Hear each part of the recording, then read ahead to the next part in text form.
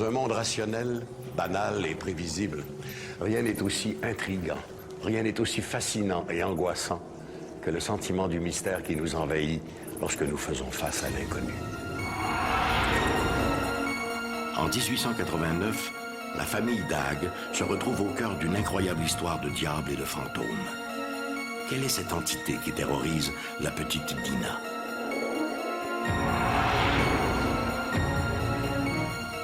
En janvier 1969, en soirée, un prêtre se présente à la résidence des Saintonges, une famille pieuse de la paroisse.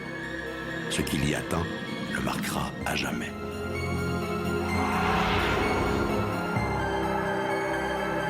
Nous avons tous de bons et de mauvais souvenirs de nos premières expériences sur les bancs d'école. Rien de plus banal, sauf quand votre école est hantée.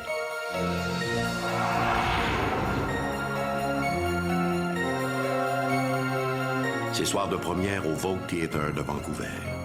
Quelque chose dérange dans ce tableau. Y aurait-il pas un invité indésirable dans la salle? Chaque mystère recèle sa part d'inconnu. Rien n'est si angoissant et fantastique que l'inconnu. Ici Michel Dumont. Bienvenue à Dossier Mystère.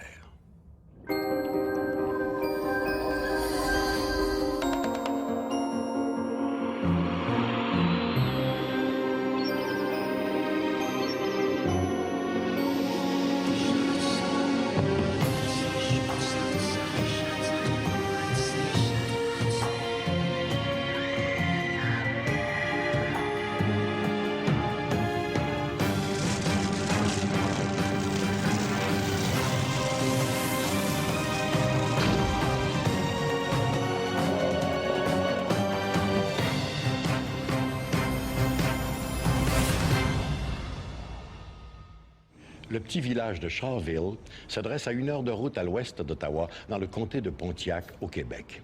À la fin du 19e siècle, cette communauté était majoritairement composée de fermiers et d'éleveurs. L'un d'entre eux, George Dagg, s'est retrouvé bien malgré lui au centre d'une affaire étrange qui, plus d'1 siècle après les événements, continue d'alimenter la controverse.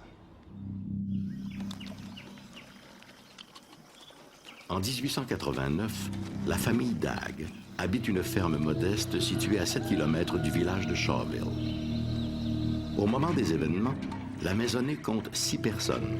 George Dagg et sa femme Susan, leurs 2 enfants, Mary Susan et Johnny, ainsi que leur fille adoptive, Tina McLean, 11 ans, et un aide de ferme prénommé Dean. Dans la matinée du 15 septembre, le jeune Dean trouve un billet de 5 $ qu'il s'empresse de remettre à George Dagg.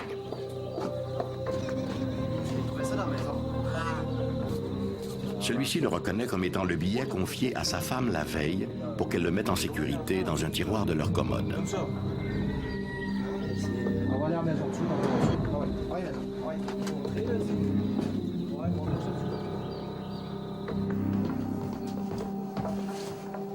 Intrigué, George vérifie lui-même le contenu du tiroir et constate que le billet de 5 $ a effectivement disparu.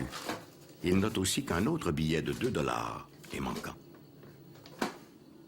Il entreprend alors de fouiller la chambre du garçon, où il ne tarde pas à trouver le billet de 2 $. Puis, le même jour, Susan Dagg trouve des excréments dans un réduit.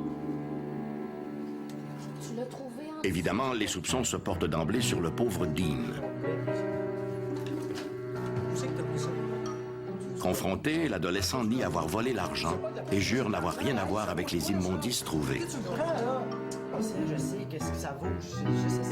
George Dagg n'en croit pas un mot. Il décide d'amener le jeune Dean chez le magistrat de Shawville pour qu'il s'explique au sujet de ses comportements. George et Susan Dagg étaient des gens respectés. Un couple de fermiers qui avait 2 enfants. Ils prenaient aussi soin de Dinah, une petite orpheline.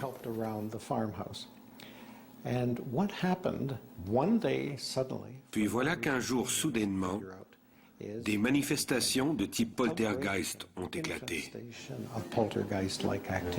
Durant l'absence de son mari, Susan Dagg trouve de nouveaux excréments qui, elle en est certaine, n'était pas là un moment plus tôt. Si l'innocence de Dean est loin d'être prouvée pour l'histoire du vol des billets, il est clair par contre que le jeune aide de ferme n'a rien à voir avec les immondices étalées un peu partout. Dans les jours qui suivent, des meubles se mettent à se déplacer d'eux-mêmes. Puis c'est au tour de la fille adoptive des Dagg, la petite Dina McLean, d'être agressée par une entité mystérieuse. De sa chambre, elle hurle qu'on lui tire les cheveux. Sa mère accourt à son chevet, constate que sa tresse de cheveux a presque entièrement été arrachée. Les manifestations continuent de se concentrer surtout sur la petite Dina. La nuit venue, son lit fait des bonds étranges.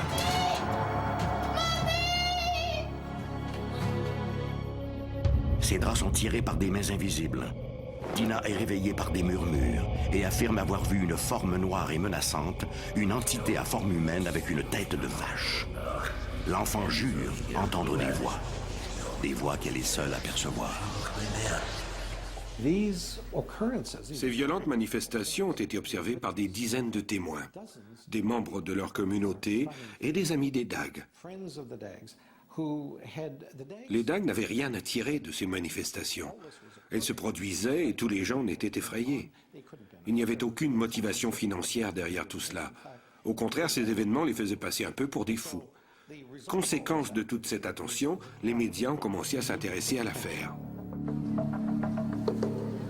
En novembre, ayant eu vent de l'affaire, Percy Woodcock, un artiste ontarien et correspondant pour le Recorder and Times de Brockville, se rend à Shawville pour y rencontrer les Dagg. Percy Woodcock était un journaliste entreprenant qui travaillait pour un journal local. Il a d'abord écrit un premier article qu'il a publié non seulement dans son journal, mais aussi dans le Montreal Standard, le journal le plus important de l'époque. L'article a ensuite été repris par d'autres journaux, qui bientôt en ont demandé plus. Tant et si bien que Woodcock s'est retrouvé à vivre littéralement chez les Dagg. Woodcock est sceptique. Mais un après-midi, la petite Dina l'entraîne dans une remise où elle affirme avoir entendu le fantôme. Oui, ça existe. Êtes-vous là, monsieur? Demande Dina. Êtes-vous là? À la surprise de Woodcock, une voix gutturale lui répond. Je t'attendais, ma petite Dinah. Je suis ta conscience, poète de pacotille. Et je vais te casser le cou, opportuniste de carnaval. Percy Woodcock, tu es venu flirter avec le diable. Pensais-tu vraiment faire fortune sur mon dos? Le fantôme m'a parlé de manière plutôt malveillante. Il s'est présenté comme le diable, leur disant qu'il devait partir. Mais, du moins d'après les documents que j'ai lus à ce sujet, il appréciait aussi toute l'attention dont il était l'objet. Il a commencé à parler d'une voix grave, annonçant qu'il allait divertir les témoins dès le lendemain à la tombée du jour. Le lendemain, un peu après la tombée du jour, la famille Dagg, accompagnée de quelques villageois curieux et de Percy Woodcock, se réunit au salon. Toc, toc, toc. Hé, hé, hé, hé. Comme prédit par la voix dans la grange, la présence se manifeste. Celui que vous attendiez est arrivé, avec une foule de petits secrets sur chacun d'entre vous. Tu sais ce que je veux dire, George, et toi aussi, Suzanne. Je suis un ange venu m'occuper de vos âmes bigotes. La voix se moque joyeusement de son auditoire. Elle affirme être plutôt l'esprit désincarné d'un homme mort 20 ans plus tôt. Je reviendrai une dernière fois faire mes adieux aux enfants. L'affaire est si extraordinaire que Percy Woodcock rédige sur le vif un document résumant ses manifestations. Toutes les personnes présentes l'authentifieront de leur signature. Les gens qui vivaient à Shawville, près du parc de la Gatineau, étaient pour la plupart des émigrants écossais. Ils étaient sans doute familiers avec ces histoires de fantômes et de poltergeist. On peut donc supposer qu'ils avaient des attentes par rapport à ce qui allait se produire. C'est ce qui explique aussi pourquoi ces citoyens ont tous accepté de signer un document attestant des phénomènes observés. Finalement, lassés de ces pitreries, l'invité invisible tire enfin sa révérence, ajoutant qu'il ne reviendra qu'une seule autre fois pour faire ses adieux aux enfants.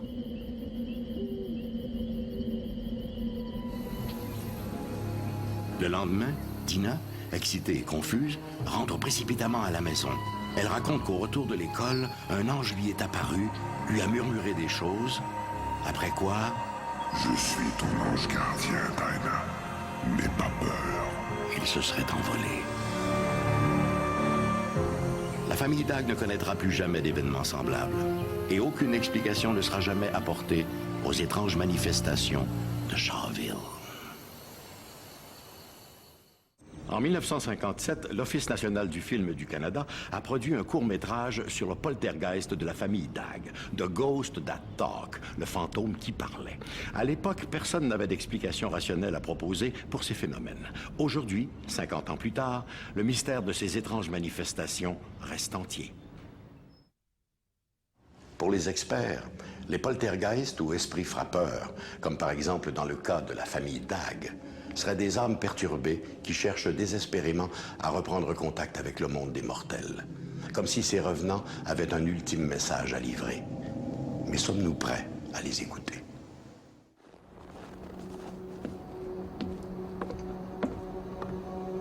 Actonville.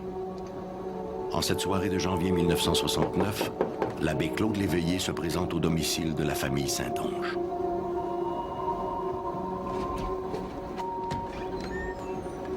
Le père Léveillé a à peine le temps d'y entrer que M. Saint-Onge l'entraîne aussitôt vers l'une des chambres du deuxième. Sur le pas de la porte, l'ecclésiastique est stupéfait. Les objets dans la pièce semblent animés par un maléfice invisible. Ensorcelé, un lit en fer tressaute sur le plancher. Mais ce qui retient le plus l'attention du père Léveillé, ce sont les couvertures de l'autre lit.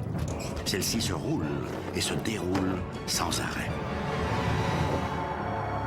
Pressentant la présence du malin, le père Léveillé sort de sa poche une fiole d'eau bénite et bénit la chambre. « Qu'en pensez-vous, mon père ?» demande alors M. Saint-Onge. « Je crois qu'il faudra prier.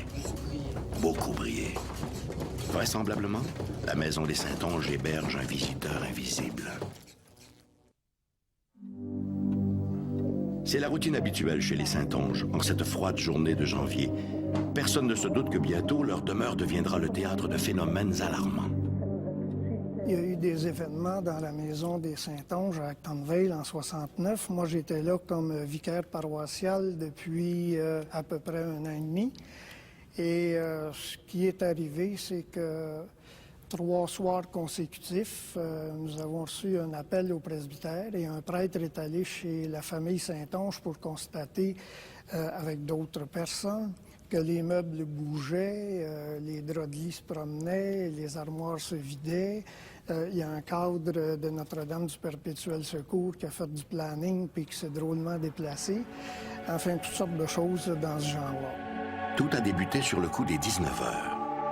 Dans la cuisine, un cadre représentant Notre-Dame du Perpétuel Secours se décroche du mur et se déplace dans la pièce sans se briser. Dans les chambres, une force immatérielle vide le contenu des commodes et arrache toute la literie des matelas. Au salon, même maléfice, alors que des meubles se mettent à bouger sans que personne ne les ait touchés. En moins d'1 heure, la maison ressemble à un véritable champ de bataille. Ne sachant que faire, M. Saint-Onge décide d'appeler au presbytère. La famille Saint-Onge, c'était une famille qui était, sur le plan religieux, très pratiquante. Et puis, M. Saint-Onge, en particulier, était le gérant du cimetière. Et c'est lui qui creusait les fosses au cimetière. Et en plus de ça, il agissait souvent comme maître chantre à la messe du matin à l'église. Oui, au revoir. C'est l'abbé Wilfrid Bérard qui prend l'appel de M. Saint-Onge. A priori, l'affaire lui paraît invraisemblable. Mais le jeune vicaire décide quand même de se rendre sur place pour voir de quoi il retourne.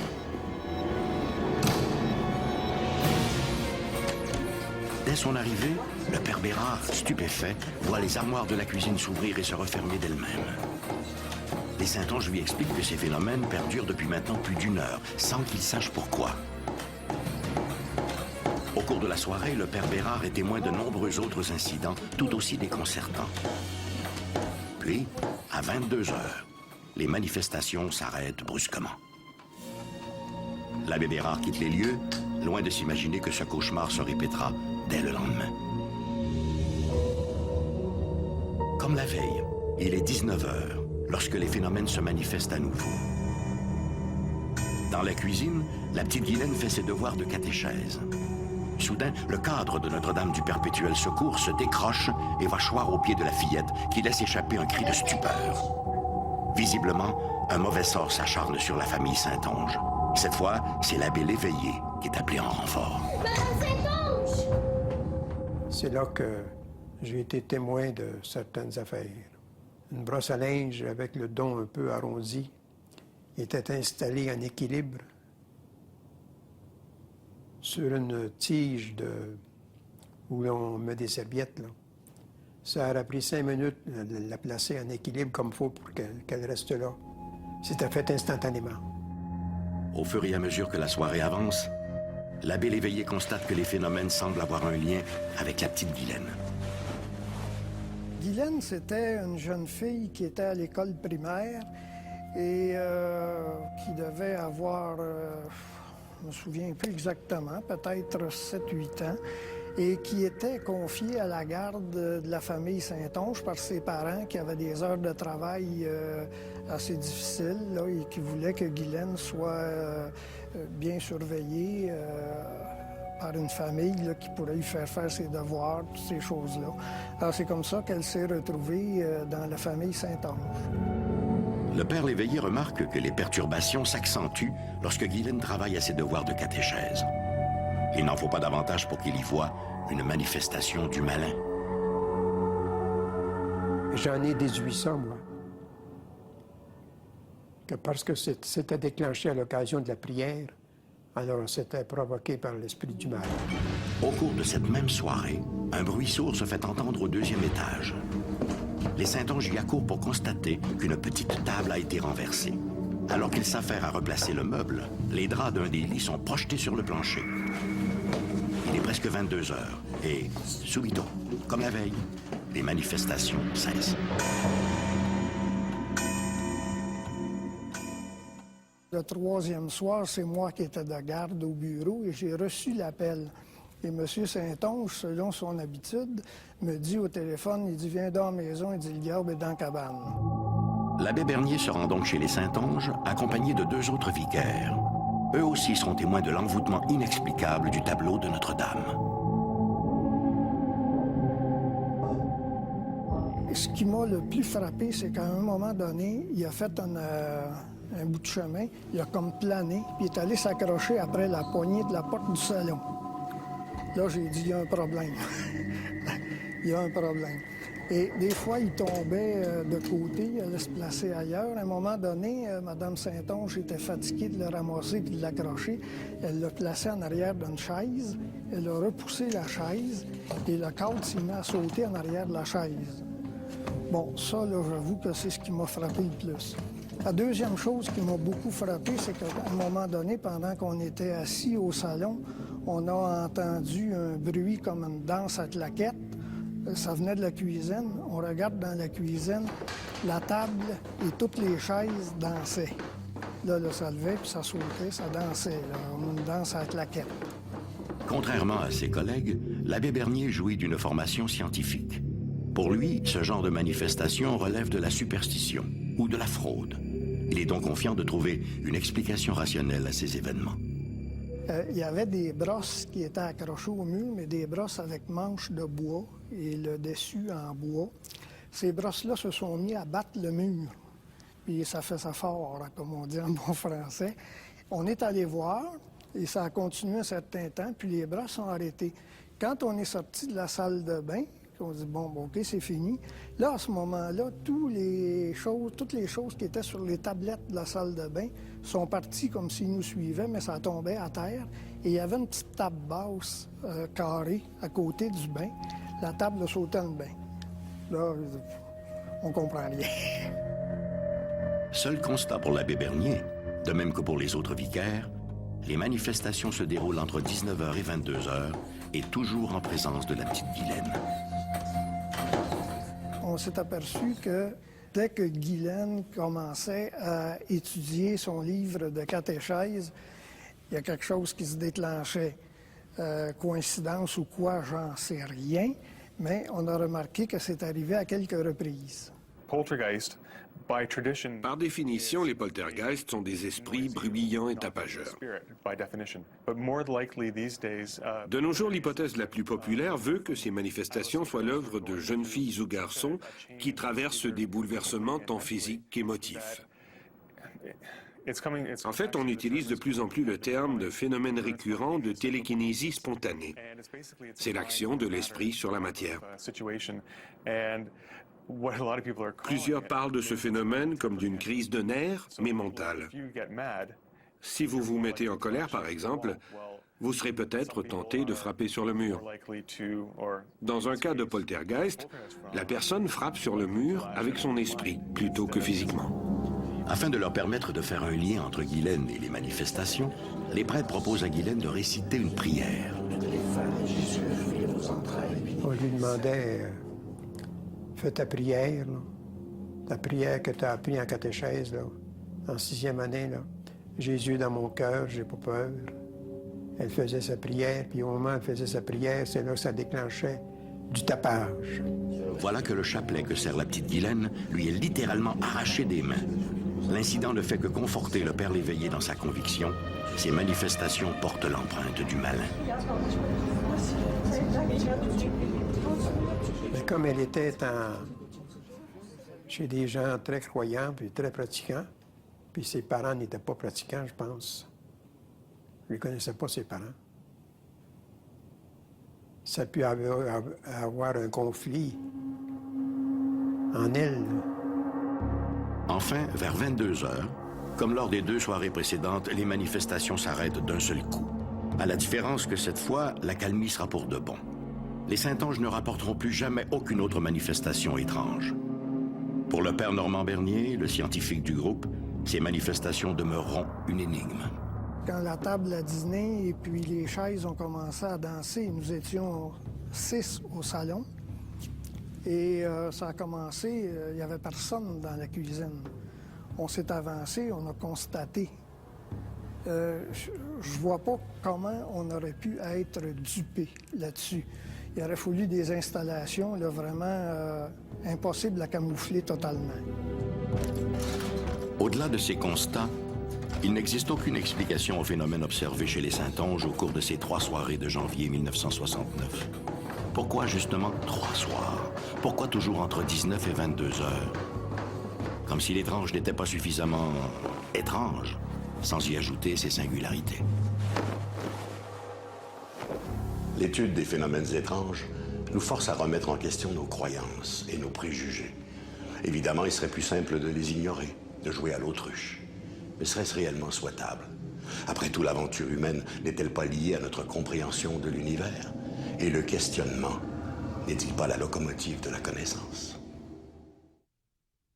Les autres, le 6e sens, Poltergeist, Amityville. Tous ces films nous racontent de terrifiantes histoires de fantômes. Et s'ils ont connu un tel succès au box-office, c'est parce que beaucoup d'entre nous aimons avoir peur. Du moins confortablement installés devant un écran de cinéma. Il en serait sans doute tout autrement si ces visiteurs d'outre-tombe se présentaient à l'improviste dans nos écoles.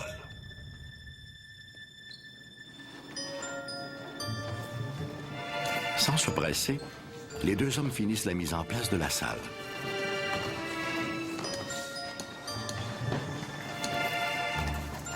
Dans le local au dernier étage, le concierge et son assistant ont aligné une 60aine de chaises. Une matinée d'information avec projection audiovisuelle y est prévue pour le lendemain matin.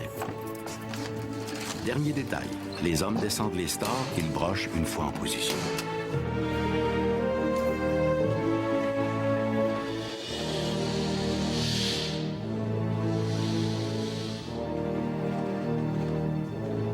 Tout est parfait.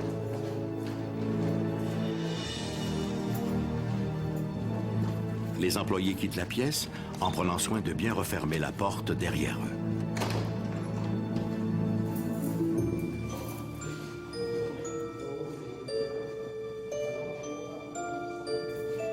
Puis, enfin, la grande porte du vestibule se referme à son tour. L'édifice est de nouveau désert. Mais l'est-il vraiment?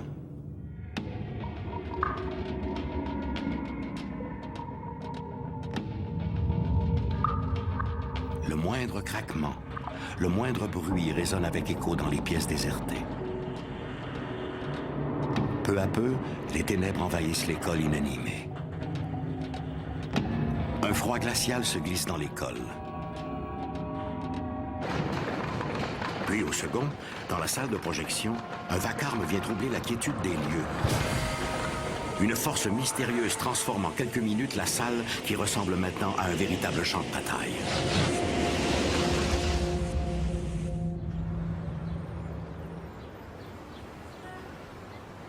Construite en 1904, l'école de l'avenue McKay abrite aujourd'hui les archives et le musée de l'éducation publique d'Edmonton. Le bâtiment actuel se dresse exactement là où, en 1881, a été construite la première école publique de district de l'Alberta et des territoires du Nord-Ouest. Historiquement, l'école de l'avenue McKay est la première école en briques construite à Edmonton. Le bâtiment a aussi abrité la première assemblée législative de l'Alberta. C'était au tout début du XXe siècle. À partir de 1912, la population d'Edmonton a augmenté à un tel point qu'il a fallu doubler la capacité de l'école. C'est à cette époque que cette section a été ajoutée, toujours aussi glorieuse. À son apogée, en 1916, l'école comptait 456 écoliers. Ensuite, la population estudiantine n'a cessé de décroître. En 1983, faute d'étudiants, l'école a été fermée.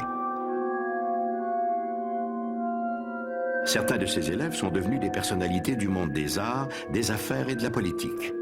L'acteur Leslie Nielsen, le juge Ronald Markland de la Cour suprême et l'ancien président de la Ligue nationale de hockey, Clarence Campbell, sont du nombre. Malgré son changement de vocation, l'école de l'avenue McKay est demeurée le théâtre d'une kyrielle d'événements étranges, voire inexplicables.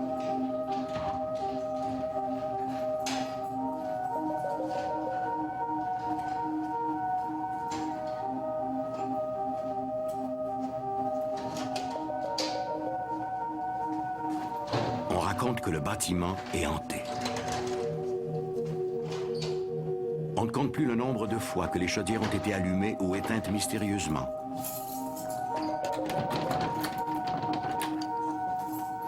Le nombre de fois où des portes verrouillées ont été découvertes déverrouillées, ou encore le nombre de fois où des objets ont été déplacés dans l'école.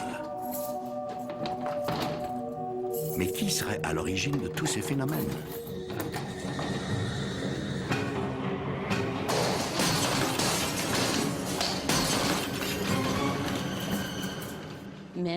En 1912, plusieurs ouvriers d'Edmonton étaient impliqués dans la reconstruction. On croit que l'un de ces ouvriers, un certain Peter, aurait fait une chute mortelle du 3e étage. Son esprit n'a apparemment jamais quitté l'école McKay. Il y est toujours.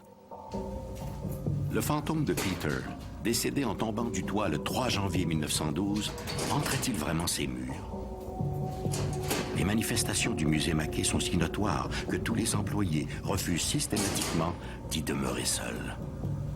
Sauf peut-être son concierge, Ron Laddie. En octobre prochain, cela fera 21 ans que je travaille ici à l'école de l'avenue McKay. J'y ai vécu plusieurs expériences paranormales.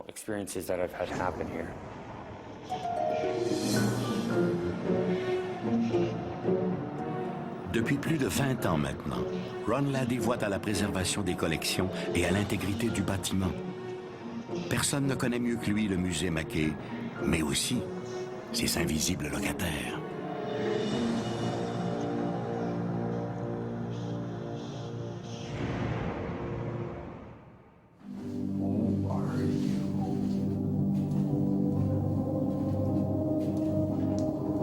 Il y a plusieurs années, devant la récurrence des incidents insolites, Ron a amené au travail une planche Ouija.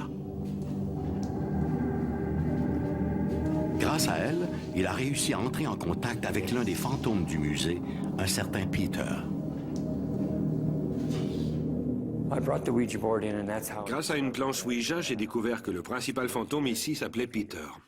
Il m'a dit, par le biais du Ouija, qu'il était un ouvrier et que durant les travaux de 1912, il avait fait une chute mortelle. Apparemment, il avait 3 filles, dont l'une serait toujours vivante quelque part en Californie. Malheureusement, il ne m'a jamais dit son nom de famille. Peut-être en est-il incapable. À cette époque, beaucoup d'ouvriers étaient analphabètes et ne savaient écrire que leur prénom. D'après la rumeur populaire, une demi-douzaine d'entités erraient dans l'école. Une affirmation qui ne surprend guère Ron, compte tenu du nombre de phénomènes observés. Malheureusement, seul Peter a accepté de communiquer avec lui par le biais du Ouija. J'avais l'impression que Peter n'était pas le seul esprit à hanter l'école de l'avenue McKay, ce qui m'a d'ailleurs été confirmé grâce à la planche Ouija. J'ai aussi invité plusieurs médiums qui à leur tour m'ont assuré qu'il y avait d'autres esprits ici, mis à part Peter. Ils sont plusieurs. Au fil des ans, des médiums, mais aussi de nombreux chasseurs de fantômes et des étudiants en mal de sensations fortes se sont donné rendez-vous à l'école de l'avenue McKay. Beaucoup en sont partis avec le souvenir d'un événement perturbant.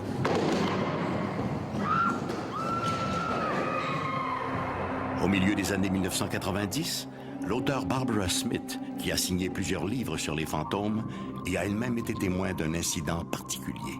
La présence de Peter a bien été documentée. En 1990, j'ai invité des médiums, mais Peter ne s'est pas manifesté. En revanche, nous avons eu droit à d'autres esprits. À un moment donné, par exemple, nous étions réunis dans une petite chambre du bas et une des médiums a dit ressentir une douleur à la mâchoire.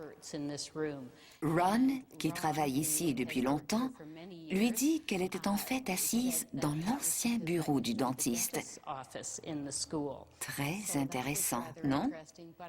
L'absence de Peter lors de cette soirée était d'autant plus intéressante qu'il entretient une sorte de franche amitié avec Ron.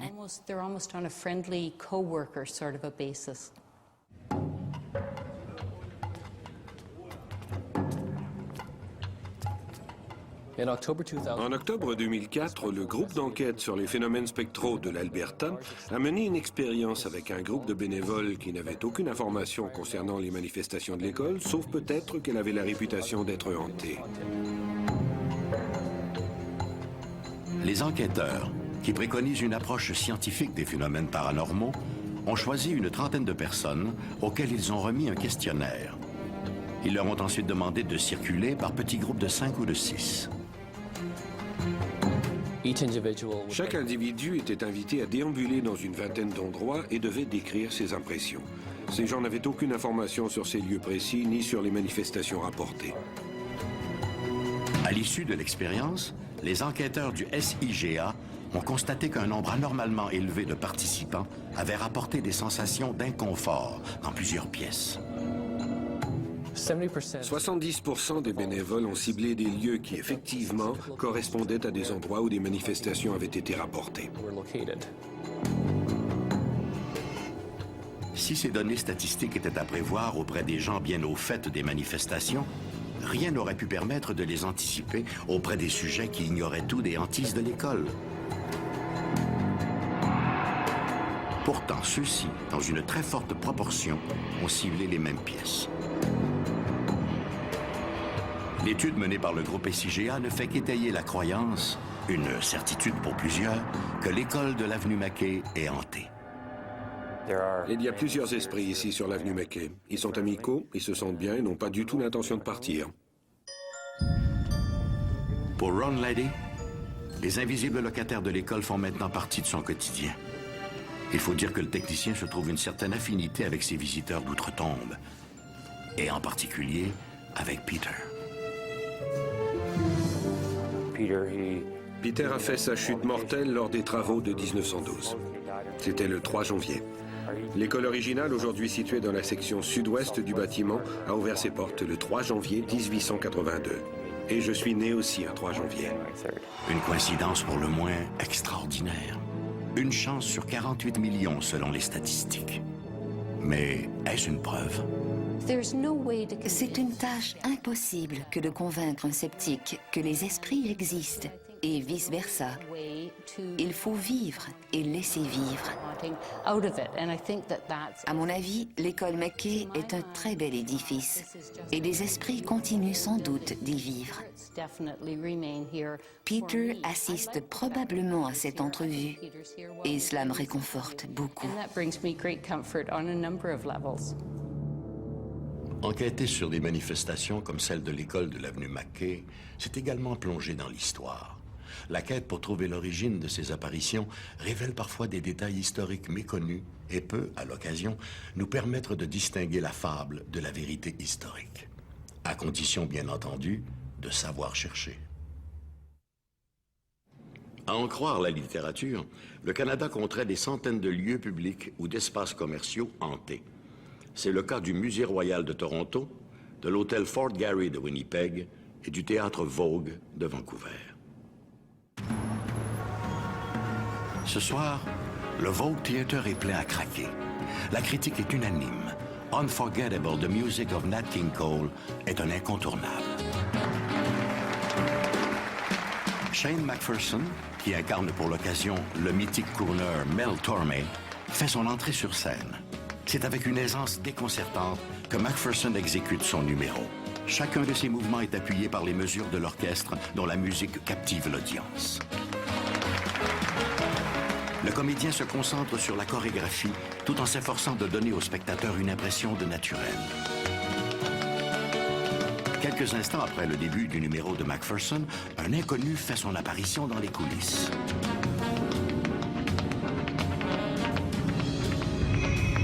Le danseur est surpris par cette présence. Personne, autre que les techniciens et les comédiens, n'est autorisé à s'approcher de si près de la scène une fois la représentation commencée. Pendant un instant, le comédien détaille l'intrus. Il s'agit d'un homme d'une trentaine d'années, avec des cheveux noirs coupés courts. McPherson le dévisage pendant quelques secondes, puis sous ses yeux, l'homme disparaît. Littéralement, comme si on fermait un téléviseur. Le comédien est si troublé qu'il doit mettre fin à son solo de danse. En coulisses, ses collègues sont surpris. Mais lorsque McPherson leur parle de l'apparition, personne ne semble avoir remarqué cette présence insolite. Le comédien est apparemment le seul à avoir vu le fantôme. Du moins, ce soir-là. En 1940, la famille Riffle entreprend la construction d'un théâtre sur Granville Street, à Vancouver. La vocation du Vogue Theatre est d'accueillir les meilleures troupes théâtrales du pays. Mais un an après le début de sa construction, l'édifice est vendu et devient un cinéma. En ces heures sombres de la Deuxième Guerre mondiale, le Vogue s'impose rapidement comme le nec plus ultra des cinémas de Vancouver. En 1941, le Vogue était l'un des 3 meilleurs théâtres de l'époque. Il possédait l'air climatisé et le meilleur équipement audio de Vancouver. Son style art déco était aussi très à la mode.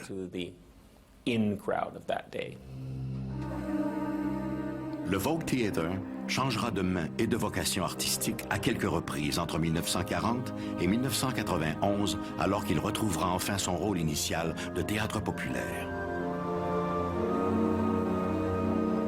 Dès la réouverture du théâtre, des employés se plaignent d'incidents insolites. On rapporte des bruits de pas dans des corridors déserts et des portes qui s'ouvrent et se ferment toutes seules.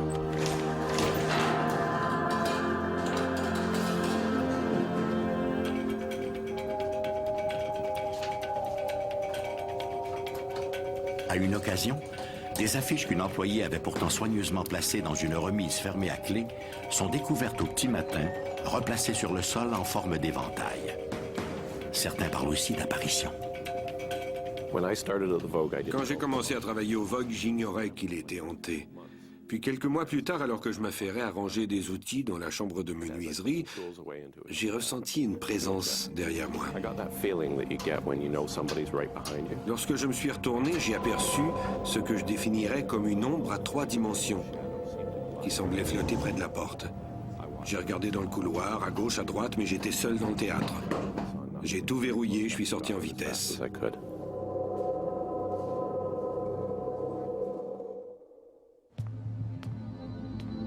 Depuis 1991, les apparitions mystérieuses du Vogue se sont multipliées. Visiteurs, comédiens, techniciens, tous affirment avoir vu ce qui semble être le même personnage. Homme dans la trentaine, cheveux noirs et courts, vêtu d'un ensemble défraîchi. Il s'agit très certainement du même fantôme. 2 individus peuvent voir une apparition à des moments différents et à des endroits différents, mais décriront le même personnage. Un jour, alors que nous allions en groupe à la salle de projection, l'une de mes collègues est entrée pour ressortir aussitôt. Elle ne nous a rien dit sur le moment, mais quelques jours plus tard, elle nous a raconté qu'en entrant dans la cabine, elle avait vu un homme assis dans une chaise, la mi-trentaine, cheveux foncés et vêtu de couleur claire. L'homme se serait alors tourné vers elle pour la dévisager. Elle nous a confié qu'elle s'était sentie très menacée par le regard de cet homme. Dave était en bas, où il s'affairait à ranger après une représentation. C'était le lendemain de l'épisode où McPherson avait vu le fantôme sur la scène. Dave travaillait donc près de la scène lorsqu'en levant les yeux vers la salle de projection, il a vu un homme avec les cheveux courts à la mode des années 1950. L'individu était de taille moyenne et arborait de gros sourcils. Dave l'a regardé un instant, puis le fantôme a disparu graduellement.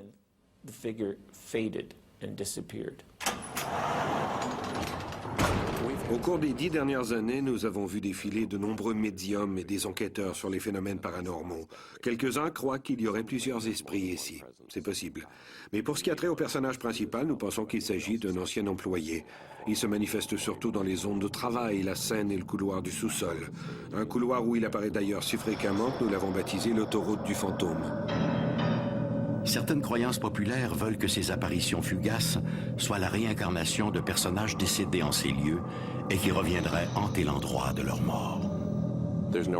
Il n'existe aucune documentation concernant le décès d'un employé, ni même d'un grave accident. J'en ai parlé aux anciens gérants qui n'en savent rien non plus. Le théâtre a été construit en 1941, et au départ c'était un cinéma. On ignore ce qui a pu se passer durant la construction, mais il y a eu tellement d'employés au Vogue. On a beaucoup spéculé sur le fait qu'il pouvait s'agir du projectionniste. Bien sûr, quand quelque chose va de travers au cinéma ou qu'il apparaît un fantôme, on accuse toujours le projectionniste. Mais en réalité, nous n'en savons rien. Une autre rumeur voudrait qu'il s'agisse du spectre de quelqu'un qui vivait ici avant la construction du Vogue en 1941.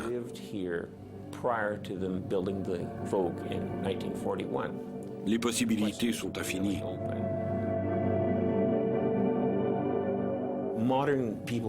Aujourd'hui, les gens qui s'intéressent aux fantômes fréquentent les cimetières. Avouez qu'un cimetière n'est pas très stimulant comme endroit, même pour les fantômes. C'est un endroit extrêmement ennuyeux. Passeriez-vous vos temps libres assis au milieu d'un cimetière? Certainement pas. Vous chercheriez un peu plus d'action, et c'est peut-être pourquoi il y a tant d'histoires de fantômes dans les théâtres et dans les pubs.